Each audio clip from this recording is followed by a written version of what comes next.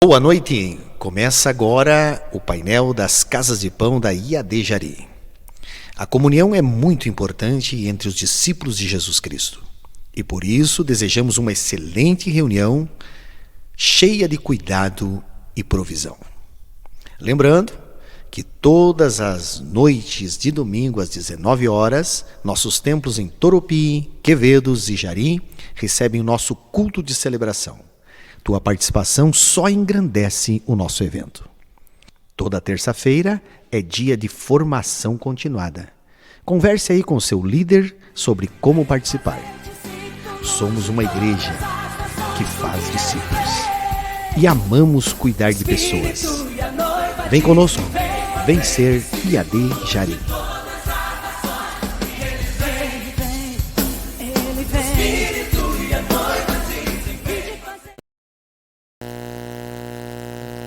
A paz do Senhor a todas as casas de pão, uma boa noite.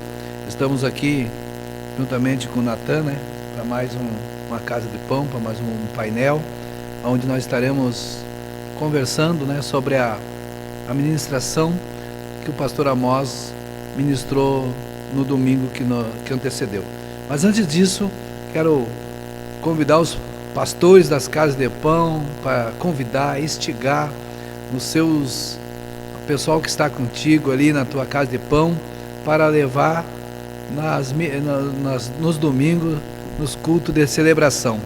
No momento que as casas de pão for para os cultos de celebração, nós estaremos casa cheia, Então vamos incentivar, vamos convidar para que estejamos todos no domingo em Quevedos, Toropy, no assentamento, lá no Rincão, e nos cultos de celebração. E nós vimos a ministração do pastor Amós. Eu não estive aqui porque eu estava viajando, mas ouvi ela umas 3 ou 4 vezes e mais vontade de ver. Ele nos deu uma aula sobre a arca, Natan?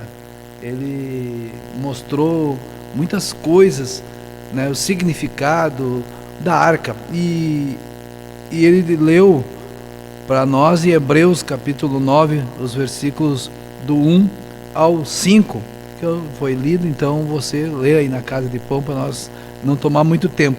E ele falou que a arca do concerto era uma caixa sagrada contendo um vaso de maná. Esse vaso de maná era a lembrança da provisão de Deus, era o que queria falar. A vara de Arão, que florescera de modo sobrenatural, era uma lembrança, uma alegoria dos atos poderosos de Deus. As 2 tábuas de pedra, nas quais constavam os 10 mandamentos, era a lembrança da importância da lei como padrão de santidade que Deus requeria de seu povo. E a cobertura da arca, como foi bem falado, era placas de ouro, chamado de propiciatório, o qual falava da misericórdia redentora de Deus, mediante o sangue derramado sobre a tal. Então foi muito bem colocado, Natan? Todos os utensílios, o significado. O que tu tem mais para falar para nós sobre esse momento que o pastor Amós falou sobre os utensílios da arca? Primeiramente, a paz, irmãos. Eu acredito que o que foi muito bem colocado pelo pastor e que eu acho que faz realmente muito sentido é a questão de que a arca, em si, ela pode ser ligada a nós também, porque da mesma forma com que a arca ela foi construída, com a madeira de acácia do deserto, que é aquela madeira retorcida, difícil de fazer tábuas, ela é vamos parar e continuar para o corte, tá? Onde é que eu parei? Da mesma forma que a arca, ela é feita de acácia do deserto, uma madeira que ela é retorcida, é muito difícil de trabalhar.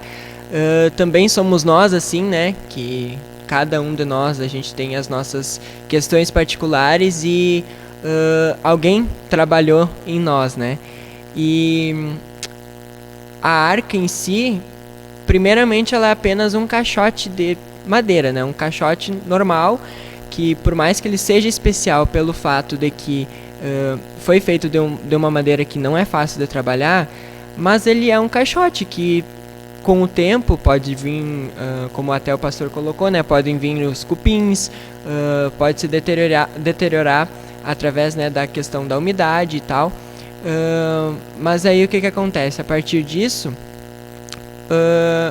ocorre, né, aquele revestimento em ouro, o que deixa a arca mais preciosa, que trazendo para nós, enfim, se nós somos o caixote, nosso revestimento em ouro é o Espírito Santo, né? E também, como o senhor citou, dos três itens de dentro da arca, a provisão de Deus que vem a ser o maná, a gente pode linkar a nós, seres humanos, como o pão vivo, né? Que é nós termos Jesus dentro de nós, a lei gravada no nosso coração, que são as tábuas, e aí vem o slogan da nossa igreja, né? Os nossos atos, a questão de fazer discípulos, assim como a vara de Arão floresceu, a gente florescer também, né? A gente gerar frutos, a gente fazer discípulos. E eu acho que isso foi uma coisa que, pra mim, foi muito legal, porque eu nunca tinha conseguido linkar a arca com o ser humano, assim. Pra mim, a arca era a arca, enfim, né? Era lá onde estava a presença de Deus.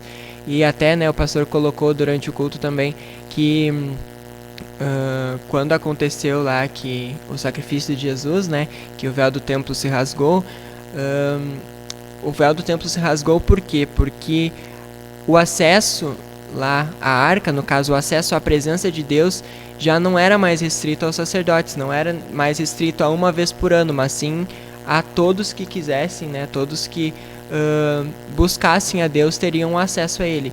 E eu acho que isso é uma coisa muito importante, porque a partir dali nós passamos a ser a arca, né? Porque a arca da aliança já não era mais um objeto, mas sim os seres próprios humanos. Filhos, né? Amém. Que colocação, né? Também a gente viu ali do propiciatório, né? Que no dia da expiação, tanto o sangue de touro que fazia expiação pelo sumo sacerdote e a sua família, quanto o sangue de bode que servia de oferta pelo pecado da nação e era aspergido sobre o propiciatório diante de Deus.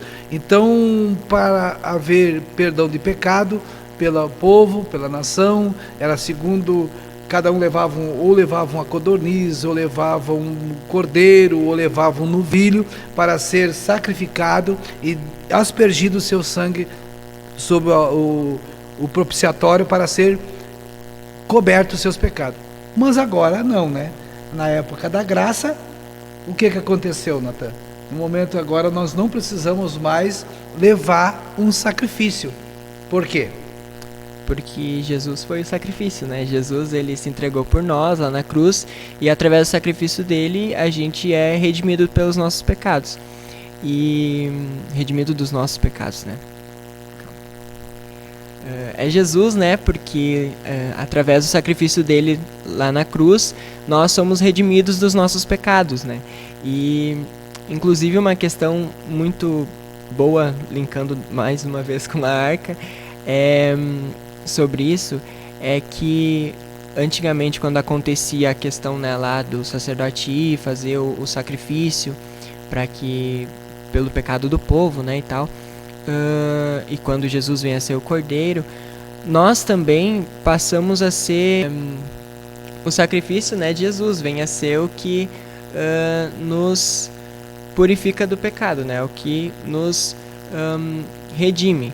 E por isso que já não é mais necessário que aconteça, né, derramamento de sangue, esse derramamento de sangue, porque Jesus já se entregou por nós, né? Ok. Então aqui, ó, o propiciatório terrestre é uma figura ou tipo de trono da graça no céu, na qual o crente se aproxima mediante o sangue de Cristo, a fim de recebermos ajuda através da graça. E eu peguei esse versículo aqui para nós pensar, Natan, em Hebreus capítulo 4, versículo 16. Chegamos, pois, com confiança ao trono da graça, para que possamos alcançar misericórdia e achar graça a fim de sermos ajudados em tempo oportuno. Para ti, o que te dá essa confiança de chegar diante de Deus, de Jesus Cristo, para ser perdoado os teus pecados? Eu acredito que quando a gente chega assim, Jesus lá, né, se entregou por nós, e a partir disso a gente tem o livre acesso, né? E isso, como o irmão Douglas ministrou alguns domingos atrás, não nos dá o direito, né? Não nos dá o aval para que a gente fique pecando, né?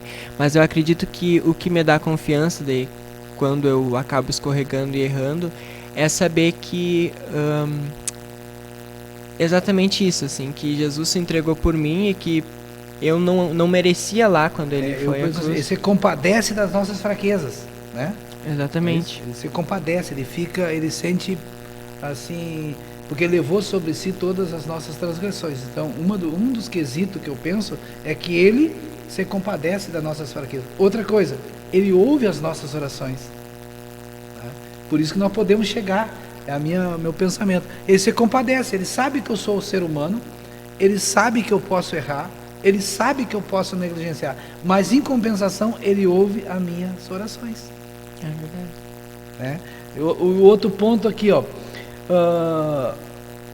é chamado de trono da graça porque dele flui o amor, o socorro e a misericórdia. Então, nós chegamos diante do trono da graça, por quê? Porque ali flui o amor de Deus, flui o socorro e também a misericórdia. Então, e como é que nós vimos, assim, como é que tu vê na nossa vida como crente o socorro, o amor e a misericórdia de Deus? Eu acho que é nessa questão que a gente já levantou antes, né, que a gente não merecia, mas Jesus nos ama. Deus nos amou primeiro, né, como diz em João 3,16, ao ponto de dar o seu Filho. E no momento em que Jesus veio e se sacrificou por nós, não existe maior ato, né, de amor e misericórdia do que o sacrifício de Jesus. E eu acredito que o fato de Jesus de saber que Jesus se entregou por mim, sabe, o que me faz a pensar na questão do amor e da misericórdia do trono da graça. É que ele não leva em conta o nosso tempo de ignorância, né? O Senhor, ignorância é falta de conhecimento, não é? Se a gente pensa, chama uma pessoa de ignorante, a pessoa quer se ofender, me chamou de burro, não. Ignorante é falta de conhecimento em uma determinada área, né?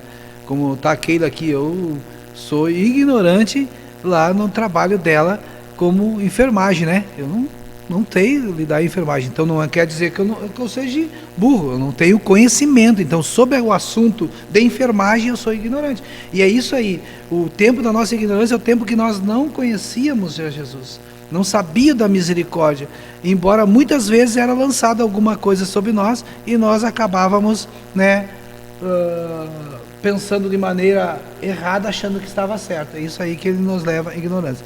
Outro versículo que ele leu para nós, que foi em Jeremias, bem ligeirinho para nós, quase o nosso horário já está passando, que Jeremias 31, 32 e 33, não conforme o concerto que fiz com seus pais, no dia em que eu tomei pela mão, para tirar da terra do Egito, quando eles invalidaram meu concerto, apesar de eu haver desposado, diz o Senhor.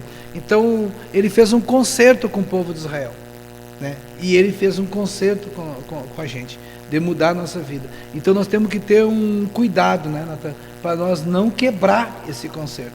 E no caso de nós quebrar esse concerto, qual é a atitude que nós deveremos ter?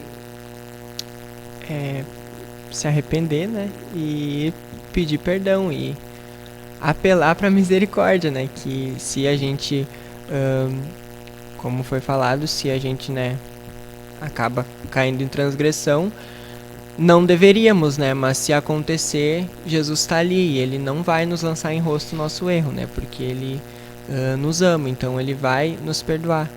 Isso. Então, para nós finalizar, algo que ele falou muito sobre ser o templo do Espírito Santo, a casa do Senhor. E ele leu para nós 1 Coríntios 6, 19 e 20. Eu vou ler também de novo para nós clicar isso aqui, para nós comentar e deixar um leque para eles comentarem na casa de pão.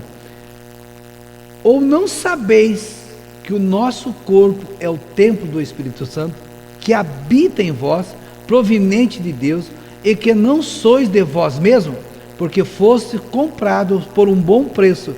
Glorificai, pois, a Deus no vosso corpo, no vosso espírito, aos quais pertence a Deus. E agora, nós como templo do Espírito Santo, como morada do Senhor, então nós não somos nossos. Um toquezinho, Natan. Como nós devemos nos comportar como templo do Espírito Santo? Eu acho que a gente pode partir do princípio, né, de que a gente tem que ter noção do que é ser templo do Espírito Santo, né? Que o pastor ele frisou bastante sobre isso, sobre toda a questão de construção da arca, justamente por isso, porque a arca na época era o templo do Espírito Santo, né? E ela era toda feita de ouro, tipo, toda específica, e hoje nós somos o templo do Espírito Santo. Vale lembrar que lá em Gênesis, quando Deus estava criando o mundo, durante 6 dias, praticamente, ele criou tudo isso que a gente vê, né? Tudo essa maravilha que a natureza, Deus criou lá no início, só que ele criou só utilizando a palavra. Por mais perfeito que seja a Joaninha, por exemplo, que é um animal tão pequeno e ela é tão bonita, né? Mas foi através da palavra de Deus que ela foi criada. Agora, quando Deus foi nos criar, ele veio ao jardim e ele nos criou com as próprias mãos. Ele não utilizou a palavra, não falou que haja o homem. Ele foi lá e ele criou o homem com as próprias mãos. Então eu acho que isso nos mostra a importância de ser o templo do Espírito Santo, né? Porque a gente foi feito pelas mãos do próprio Criador. A gente não foi feito assim, né, do nada como as outras coisas. Então a questão de ser templo do Espírito Santo é a gente entender que, como o senhor falou, a gente não é nosso.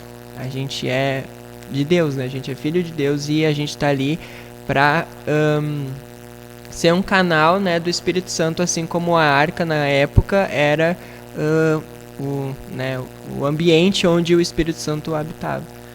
Muito, muito fantástico. Olha aqui, ó.